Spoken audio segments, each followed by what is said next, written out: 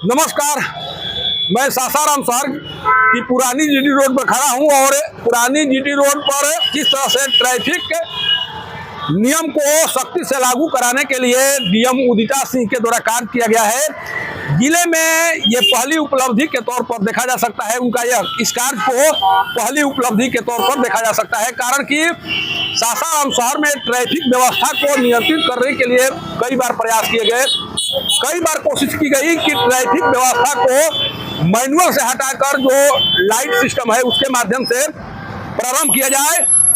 Light बहुत पहले लगा दी गई थी, लेकिन उसको सही तरीके से संचालित नहीं किया जा रहा था। लेकिन अब उदिता सिंह के निर्देश पर ट्रैफिक लाइट को भी चालू कर दिया गया है। देखिए किस तरह से अब ट्रैफिक जो लाइट है उसी के इशारे पर जो भी वाहन चालक है अपने वाहनों की गति को नियंत्रित कर रहे हैं। किस दिशा में जाना है, कब जाना है, कितनी देर तक उन्हें खड़ा रहना है, इन तमाम बातों को अब सासाराम शहर में रहने वाले लोग या सासाराम शहर में आने वाले लोग धीरे धीरे सीखना शुरू कर चुके हैं। उनके द्वारा भी कोशिश की जा रही है कि जो नियम बनाए गए हैं ट्रैफिक लाइट के माध्यम से उन नियमों का पालन किया जा सके। ये नज़ारा है, देखिए किस तरह से इस लाइट के इशारे पर देखिए अभी रेड सिग्नल दिखाई पड़ रहा है और रेड सिग्नल जलने के बाद रेड सिग्नल सामने आने के बाद जो वाहन है देखिए वहां पर खड़ा हुआ दिखाई पड़ रहा है। जैसे ये ग्रीन सिग्नल में तब्दील हो गया या ग्रीन सिग्नल दिखाई पड़ने लगा, उसके बाद ये वाहन अब देखिए यहाँ से वाहन अब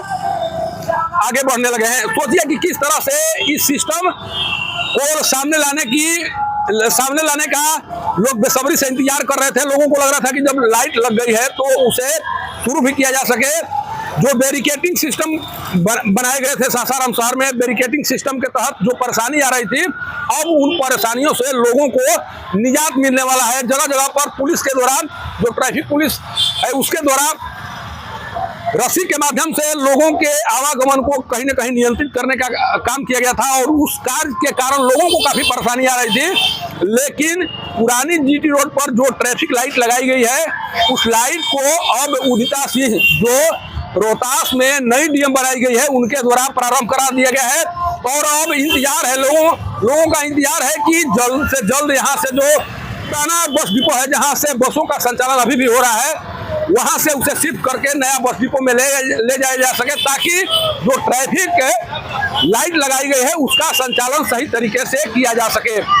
सोचिए कि बस के कारण जो समस्या रही कि अगर ट्रैफिक लाइट के माध्यम से बसों का संचालन जब शुरू होगा तो जब बस चौराहों से मुड़ना, जो बसें हैं वो चौराहा से मुड़ना शुरू करेंगी तो परेशानी आ सकती है, वहां पर जाम की समस्या उत्पन्न हो सकती है।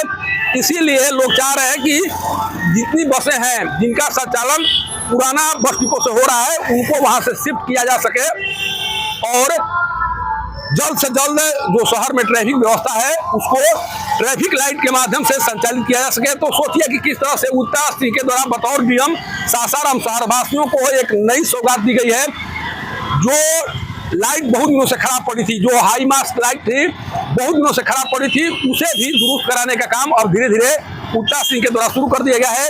धर्मशाला चौक पर उदिता सिंह के द्वारा बहुत पहले से खराब पड़ी लाइट को शुरू करा दिया गया है। अब वहां पर रोशनी, पूरी तरह से रोशनी अभी दिखाई पड़ रही है। जो अंधेरा जहां पर छाया रहता था अब वहां पर रोशनी दिखाई पड़ रही है और इसी तरह के मास्क, हाई मास्क लाइट कई जगहों पर लगी है जो खराब पड़ी है, उसको भी शायद ठीक कराने का काम डीएम के स्तर से किया जाएगा। तो जिस तरह से डीएम सासाराम शहर की ट्रैफिक व्यवस्था को दुरुस्त करने के लिए अभी कार्य करती हुई दिखाई पड़ रही है, अगर इस तरह का कार्य अन्य क्षेत्रों में उनके द्वारा किया जाए तो शायद जो रोहतास के लोग हैं या जो सासाराम शहर में रहने वाले लोग हैं उन्हें काफी राहत मिलेगी और इनके इस कार्य को काफी सराहा जा रहा है, लोगों के द्वारा पसंद भी किया जा रहा है।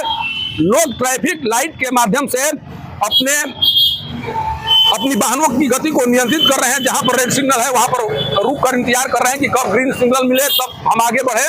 लोगों के द्वारा भी प्रयास किया जा रहा है कि जो सिस्टम प्रारंभ की गई है उस सिस्टम के तहत हम भी काम करें। लेकिन देखना यह होगा कि जो शुरुआत की गई है उदिता सिंह के द्वारा बतौर डीएम वो कहां तक जाती है, कब तक काम करती है और कब तक लोगों को राहत दिलाती है, इस पर सभी की निगाहें बनी हुई हैं। सासाराम से पब्लिक न्यूज के लिए सत्येंद्र चौबे की रिपोर्ट।